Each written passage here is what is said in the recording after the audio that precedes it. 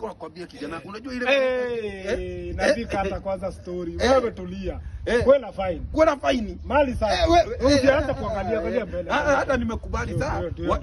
Wacha tu apite. Unajua akishapita mzuri ndio nimwangalie nitosheke. Cheki tu.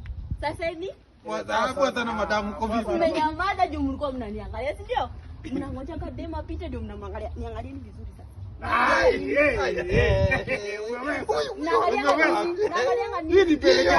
Hiyo ndio kitu tunataka hiyo.